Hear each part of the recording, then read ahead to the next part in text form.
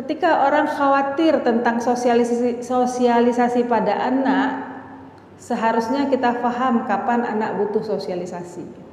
Ya, seringkali orang tua bilang, saya khawatir anak saya ini pemalu, sehingga dia nanti tidak bisa bersosialisasi.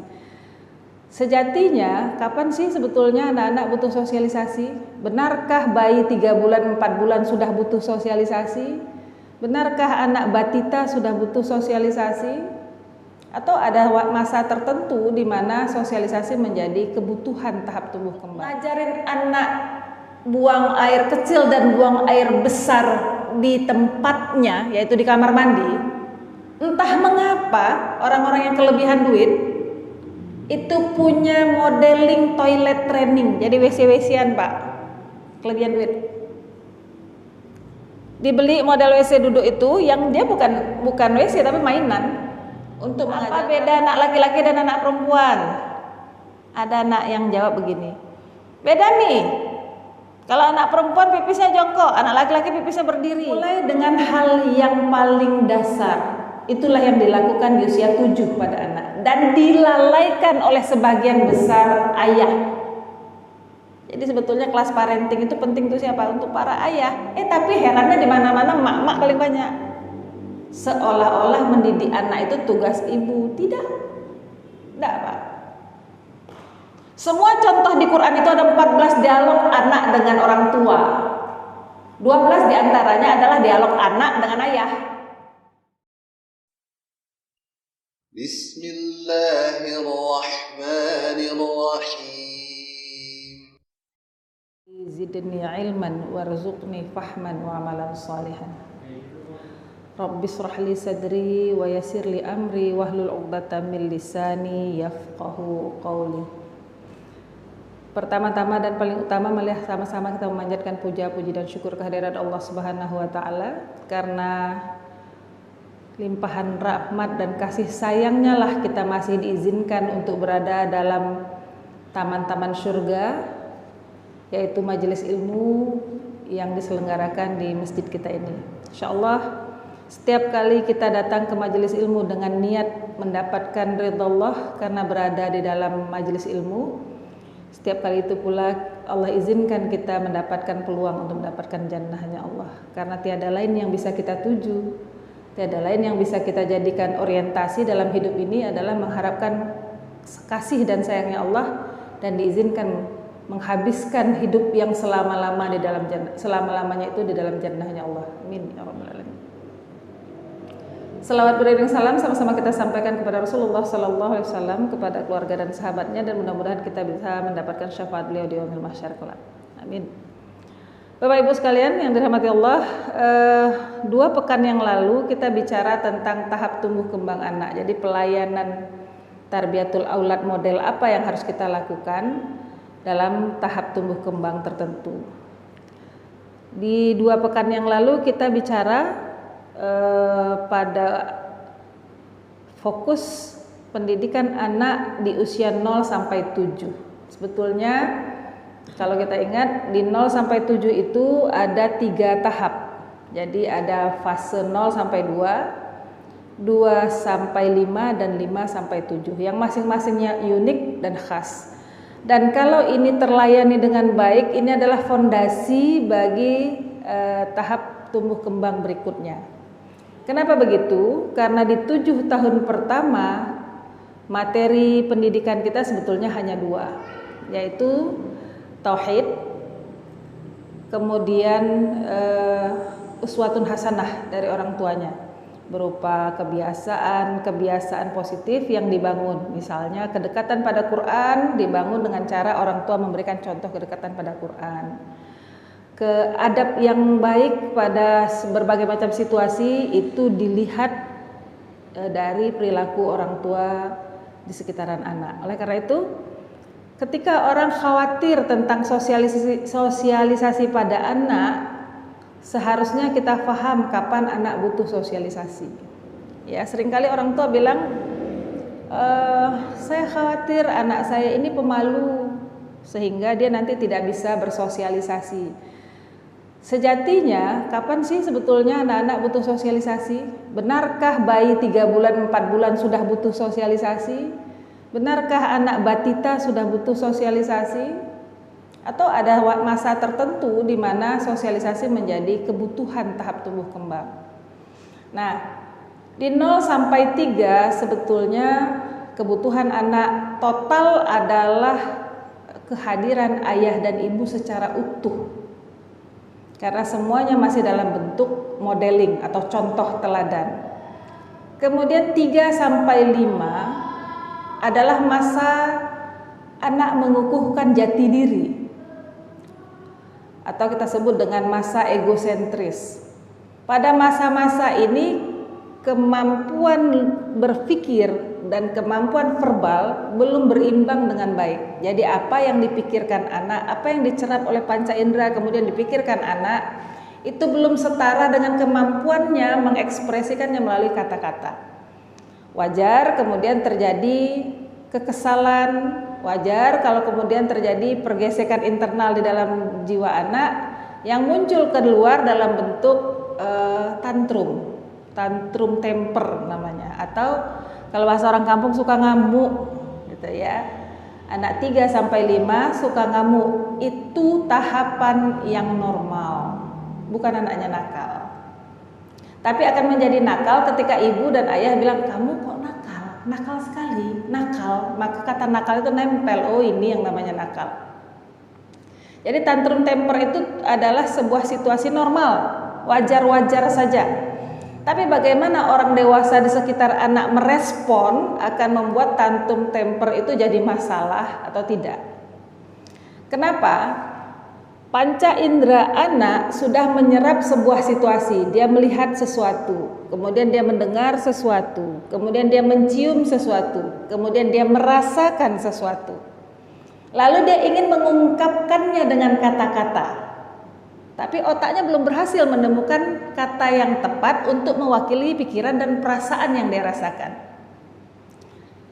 Ketidaktemuannya antara pikiran dan lisannya ini menimbulkan rasa kesal. Kenapa? Karena respon eksternalnya, artinya respon ayah dan ibu pasti tidak seperti yang dia inginkan. Atau pilihan katanya tidak lengkap. Anak 3 sampai 5 tahun kemampuan berbahasanya masih sangat rendah. Jadi kalimatnya seringkali bukan kalimat lengkap, tapi kalimat terpenggal-penggal yang tidak terdiri dari subjek, predikat, dan objek. Bahkan pilihan katanya itu bisa saja salah. Misalnya, anak yang ingin menutup botol, membuka tutup botol sendiri. Umi tutup. Sebagai orang dewasa yang biasa berkomunikasi, kalau dibilang Umi tutup berarti kan menutup. Padahal yang dia maksud Umi buka tutupnya, itu kalimat lengkapnya. Umi tutup, tutupnya diapakan nak? Datang uminya diambil, diperlihatkan. Kan ada tenggat waktu, kesallah dia, menangislah dia, marahlah ibunya. Harusnya ketika anak tantrum, orang tua tidak boleh ikut-ikut tantrum. Jadi kalau ada anaknya yang menangis karena tidak sampai maksudnya, sederhana saja responnya. Aduh, Umi Abi nggak ngerti, abang mau apa? Dia coba sampaikan tapi tetap saja kita tidak bisa tangkap. Ya sudah bilang, maaf ya nak, Umi nggak ngerti, abang kesal ya. Kalau kesal boleh nangis, Umi tunggu. Nanti kita bicara lagi. Kok bisa begitu? Karena ayah dan ibu faham dia sedang memasuki emosi tantrumnya. Izinkan. Bu, Pak, kita terbiasa kalau ada anak nangis diapain? Suruh diam, bukan dicari mengapa dia menangis. Harusnya kita paham menangis adalah sebuah cara komunikasi yang paling primordial, yang paling dasar. Kenapa bayi menangis? Karena nggak bisa bilang. Mau pipis nggak bisa bilang, mau makan nggak bisa bilang. Maka satu-satunya cara yang secara alamiah dia pahami adalah menangis. Kalau ada bayi menangis, biasanya ibu-ibu yang sudah punya pengalaman paham, oh ini nangisnya karena pipis, oh ini nangisnya digigit nyamuk. Tapi pada ibu-ibu baru seringkali ibunya pun bingung, anak ini nangis karena apa. Disitulah diperlukan kehadiran orang yang berpengalaman, baik itu ibu kandung si ibu atau ibu mertuanya. Bahkan budaya kita di Indonesia, biasanya kalau ada orang yang melahirkan pertama kali itu ditemani, baik oleh ibu mertua maupun oleh ibu kandungnya. Itu sebetulnya masa tandem. Jadi masyarakat Indonesia ini sebetulnya sangat arif dalam menyambut generasi berikutnya. Sayang makin kemari kearifan itu berhilangan. Kenapa kebanyakan nonton sinetron ikan terbang yang ku menangis itu? Mertua dan menantu selalu diposisikan dalam posisi frontal tidak akur. Maka ketika mertua memberi input, menantunya sudah reject. Padahal kalau mau urut-urut pengalaman, memang nggak punya pengalaman. Memang pengalaman mertuanya, anaknya 7. Salah satu hasil karyanya suami kita. Nah, jadi memang ada kearifan-kearifan lokal yang hilang, sehingga menghadapi anak juga orang lebih percaya sama Google. Kalau anaknya tersedak, tanya sama Google. Kalau anaknya muntah, tanya sama Google. Tanya sama mak mertua itu, mak kok asal habis nyusu kenapa dia suka muntah? Ngomel pasti. Kau gitu aja nggak tahu. Ya memang nggak tahu, tanyalah. Udah betul lah dia nggak tahu, ditegur dia nggak tahu, sakit hati. Nah ini aneh. Disitulah harusnya peran suami masuk, ya Pak. Jadi ketika istri berbenturan dengan ibu mertuanya, alias ibu kita, ibunya si suami, bapaknya berdiri di tengah, bukan membela, tapi menengahi. Beda ya Pak, membela dengan menengahi. Kalau bapak bela istri, sakitlah hati ibu. Baru 2 hari kau kenal perempuan tuh kau bela pula. Sama tanganku ini kau besarkan, dah salah lagi kan? Jadi bagaimana bersikap arif pada seorang laki-laki yang sudah punya istri itu penting. Disitulah qawamah seorang laki-laki ditempatkan. Bisa nggak dia berada di antara 2 orang yang dia cintai itu, 2 orang yang harus dia hormati itu secara arif tanpa melakukan keberpihakan secara ekstrim. Nah ini memang kapasitas ya, soal kapasitas kekawaman seorang laki-laki. Kembali pada usia asuh tadi. Jadi kalau 2 sampai 5 anak-anak sering nangis, tak jelas arah, sering ngamuk-ngamuk, tinggal dipandu saja.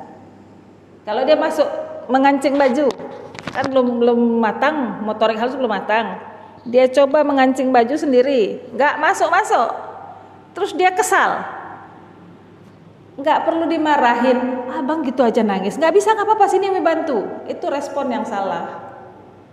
Lalu responnya apa? Responnya harus dalam bentuk membimbing. Abang belum bisa, nggak apa-apa nak, berlatih terus. Hari ini mau bantu? Enggak, abang bisa, silahkan tunggu aja. Kadang-kadang ayah ibu terlalu baik, sayang kali sama anaknya. Sampai SD baju dikancingin sama mamanya. Atau beli baju kaos saja sekalian biar jangan ada kancing-kancing. Ya. Mengancing baju adalah salah satu cara mempersiapkan anak menulis. Kenapa motorik halusnya dilatih untuk memasukkan sebuah benda ke benda yang lain. Nggak perlu beli alat. Nggak perlu beli alat-alat stimulasi. Semua pekerjaan harian adalah pekerjaan merangsang motorik halus dan kasar. Usia 3 sampai 5 adalah masa mematangkan semua panca indera, semua panca indera, mulai dari tangan, kaki, mata, bibir, lidah, kemampuan lisan, semua dirangsang melalui aktivitas harian. Maka bapak-bapak cuma cukup open mind kalau suatu ketika pulang ke rumah dengan anak usia 5 tahun ke bawah, itu rumah nggak rapi.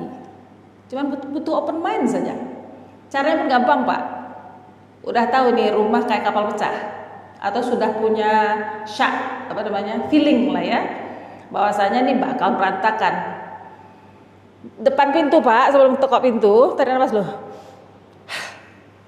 Udah, baru ketuk pintu. Kalau dalam psikologi namanya inhale, exhale ya. Jadi tarik napas, lepaskan. Kalau rasanya masih pepet, 3 kali sampai 7 kali. Tapi kalau udah biasa sekali aja nggak apa-apa itu Pak, bisa. Lalu jadilah orang yang menyenangkan begitu pintu dibuka. Memang betul lah berserak dari ujung ke ujung. Wow, keren hasil karyanya hari ini. Itu bahasa yang harus dikeluarkan Pak. Kenapa? Pasti ibunya udah merengut di ujung sana. Menjelang bapak pulang kerja, ibunya pasti sibuk dan heboh merapikan. Tapi harap maklum kalau punya anak 5 tahun ke bawah, dibersihkan di ruang tamu, dia beberes di kamar. Dibersihkan di kamar, dia tekan dispenser di dapur. Selesai itu dibereskan, dia jatuh. Opak, dah berantakan lagi. Wajar, kenapa? Karena itu masa eksplorasi. Oleh karena itu kalau bapak ibu ingin anaknya cerdas, please jangan terlalu banyak barang ketika anak kita usianya di bawah 5 tahun. Kalau tinggal di rumah sewa, kosongkan aja kayak lapangan bola. Tak usah ada perabot macam-macam. Alat tempurnya cukup alat tidur, alat simpan pakaian, alat masak, cukup 3. Jadi kalau datang tamu baru buka tikarnya. Apa kata orang? Oh, ngikuti kata orang kayak Luqmanul Hakim lah Pak.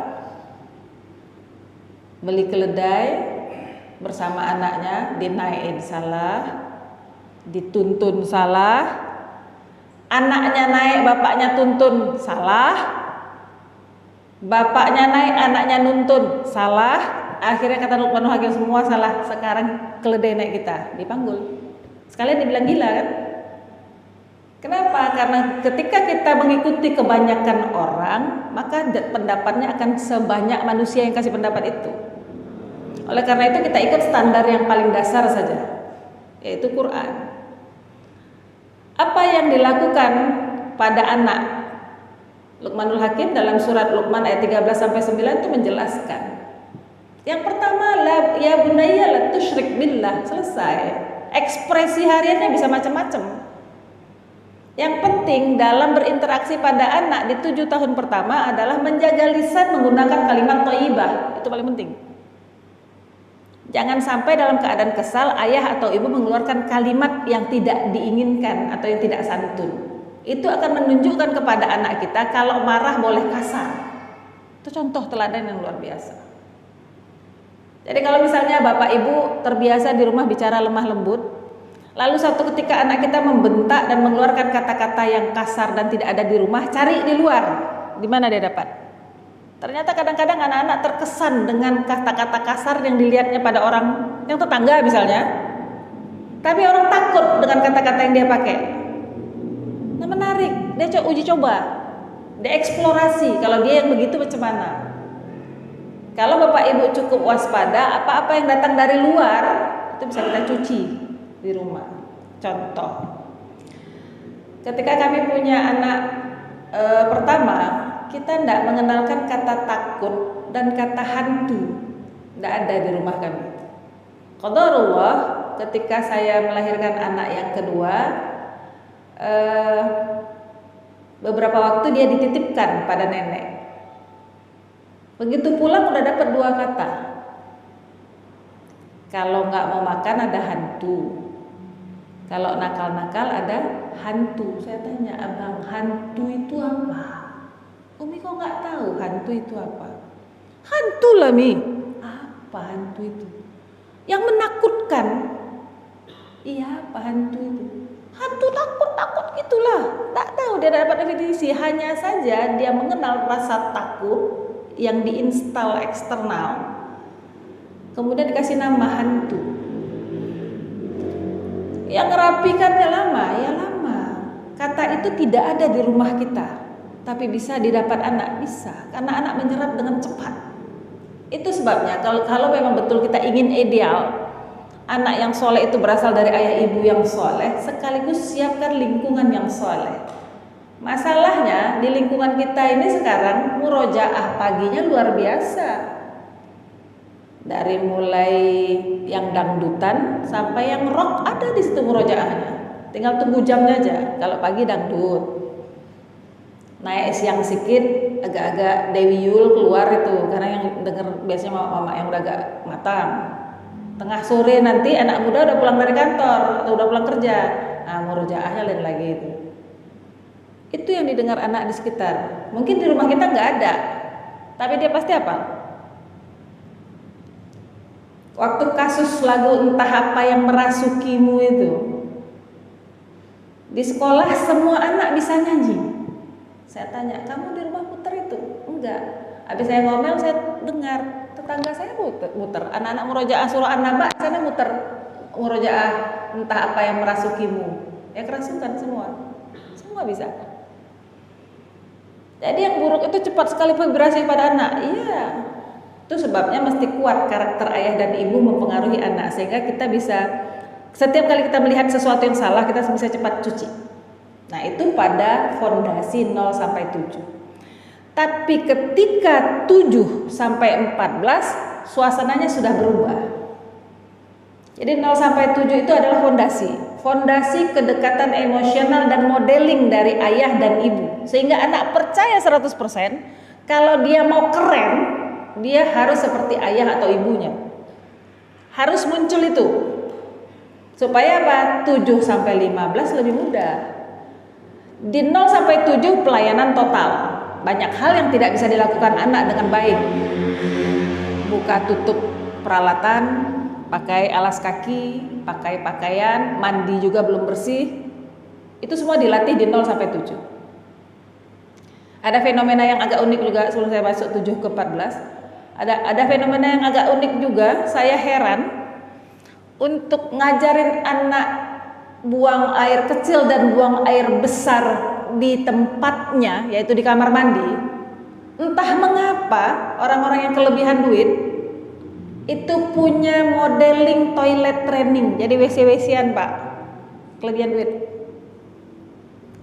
Dibeli model WC duduk itu yang dia bukan WC tapi mainan untuk mengajarkan anak toilet training. Saya bilang TT itu nggak payah. Asal dia pipis bawa ke kamar mandi, tidak usah beli peralatan tambahan. Tapi hari ini ada orang-orang yang seperti itu. Kenapa? Karena belajar jadi mak melalui Google. Belajar jadi mak, belajarlah sama mak-mak. Dah jadi kita jadi mak-mak. Jangan pernah underestimate pada ibu kita atau ibu mertua. Karena mereka sudah jadi mak. Hasilnya siapa? Kita dan suami. Berhasil berarti dia. Jangan underestimate. Walaupun beliau nggak pernah ikut parenting class atau program kayak begini, tapi naluri mereka waktu itu hidup. Apa sebabnya? Sebabnya gurunya nggak banyak kali dan bersanad dia dari maknya ke maknya, dari maknya ke maknya, dari maknya ke maknya. Teman-teman kalau cari referensi di Google nggak ada sanadnya. Bagaimana mengajarkan toilet training search? Coba ya dengan keyword toilet training pada anak, itu dia kasih model beli pispot, jadi pura-puranya anak-anak pipis di situ. Pak, kalau dulu bapak-bapak yang sudah lebih matang lah, pernah Pak kayak gitu Pak? WC kok dibikin mainan ya Pak? Ya jelas pergi aja ke belakang. Mungkin kalau mau bikin toilet training ya WC terbang lah, baru perlu itu tekniknya macam mana supaya terbang nggak berseraak gitu kan. Tapi kalau memang WC kita establish, kenapa lah mesti ada toilet training yang semodel itu? Rajin saja ibunya bawa ke kamar mandi sambil bilang, kalau pipis di sini nak, kalau buang air besar di sini, sampai akhirnya dia mampu. Jadi kalau ditanya sampai kapan diajarin, sampai bisa. Ada yang anak mudah memahami, ada yang lambat. Itu anak masing-masing, nggak ada masalah. Kalau sudah 7 tahun anak kita masih buang air besar di celananya, berarti ada yang salah dalam masa training. Periksa, programnya kah yang salah atau sistem tubuhnya salah? Pernah Bu, Pak, lihat anak SD masih di celana, pulang nangis-nangis atau diantar gurunya? Kami pernah ngalami masih. Atau dia mau ke kamar mandi belum sempat apa-apa sudah kena pakaiannya. Itu berarti di masa 7 tahun awalnya tidak tuntas. 1. Yang kedua, bisa jadi ada gangguan pada sistem cernanya. Kalau memang dia cukup mengerti tapi masih terjadi, bapak ibu bawa ke dokter periksa, bukan anaknya yang nakal dan bodoh, bukan. Bisa jadi sistem cernanya bermasalah. Tapi karena ibu marah, bapak marah, makin stres, makin sering terjadi. Jadi diperiksa, kalau dia sudah 7 tahun masih suka buang air di celana, berarti ada yang missing itu di situ. Kenapa? Anak 7 tahun sudah mulai mumayyiz, sudah mulai bisa membedakan yang benar dan yang salah, secara bertahap makin naik. Kalau sudah 7 tahun masih buang air di celana, berarti apakah dia tidak paham tentang najis atau tubuhnya nggak bisa dia kendalikan? Cari tahu. Kalau tubuhnya tidak bisa dia kendalikan, berarti harus diobati. Kalau dia belum paham, berarti tinggal pemahaman yang dirapikan. Jadi bukan dimarahin. Jangan pernah marah pada kesalahan-kesalahan seperti itu, Pak. Itu akan bikin anak trauma karena respon yang salah dari kita. Sudah.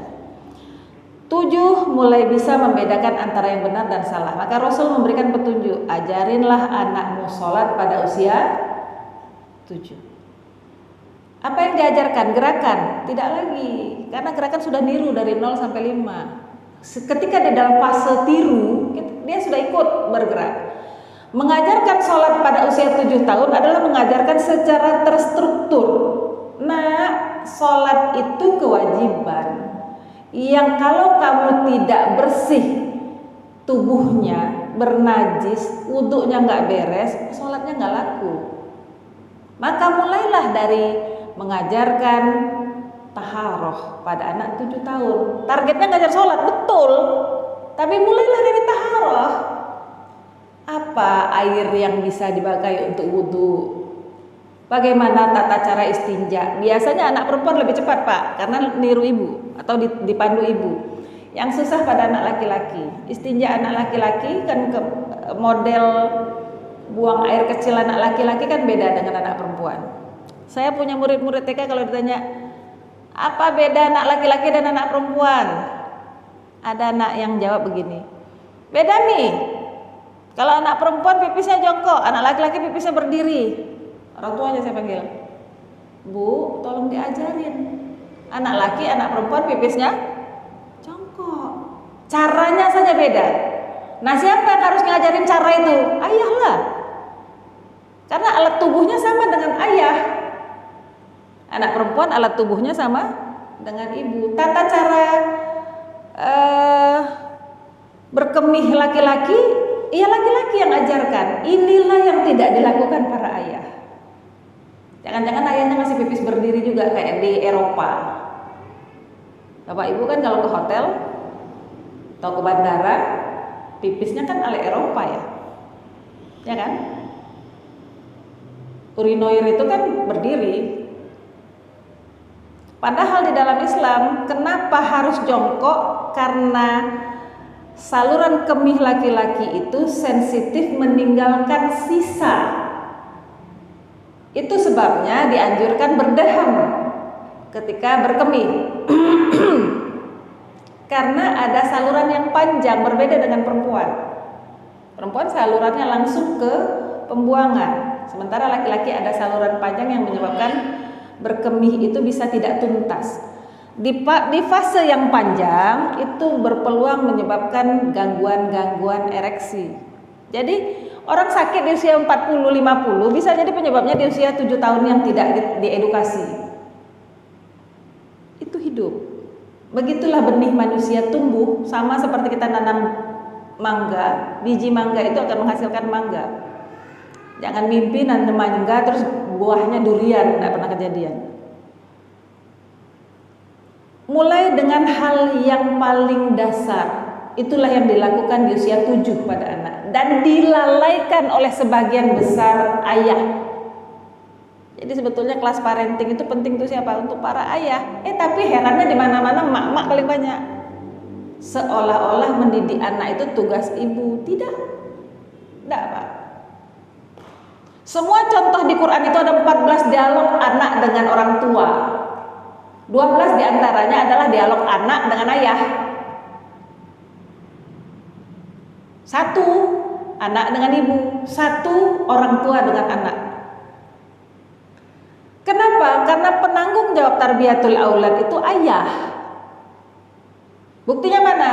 Buktinya kurikulum besar pendidikan atau tarbiyatul aulad itu adanya di surah Luqman ayat 13 sampai 19. Yang ngomong Pak Luqman, kan dari mana-mana Luqman kan laki-laki toh? Ya, bukan Bu Luqman toh. Surat itu namanya surat Luqman, bukan surat Nyonya Luqman. Artinya apa? Anak soleh itu sebenarnya penentunya siapa? Ayah. Buktinya mana? Buktinya Ibrahim alaihissalam punya istri dengan dua kondisi. Dua istri dengan dua kondisi. Karena ayahnya luar biasa, dua-dua anaknya Nabi. Padahal ibunya beda jauh kan? Tapi bisa kedua anaknya Nabi. Leadership siapa yang mau kokoh ini? Leadership ayah. Dan karena orang tahu begitulah hebatnya Islam memberikan model, menurut Thomas Likona yang perlu dirusak ya para ayah. Caranya gampang. Ibunya banyak-banyak di luar rumah, sehingga pendidikan anak-anaknya tidak dilakukan dengan sempurna. Maka anak laki-lakinya akan tumbuh menjadi anak laki-laki yang bingung. Kenapa? Dia anak laki-laki, tapi kebutuhan psikologinya yang isi ibunya. Ayah hanya memberikan kebutuhan fisik. Berapa banyak ayah-ayah yang tidak bisa ngobrol sama anak laki-lakinya? Banyak sekali. Bang, itu dinasehatin lah anaknya. Udah remaja kok begitu, berarti sudah 16 tahunan ke atas. Apa katanya? Apa mau dibilang? Awak pun kayak gitu seumuran dia. Selesai. Pasrah dia anaknya kayak gitu. Apalah mau awak bilang? Awak pun seumuran dia kayak gitu. Lebih parah lagi. SMP udah merokok. Bangga dia dengan keburukan.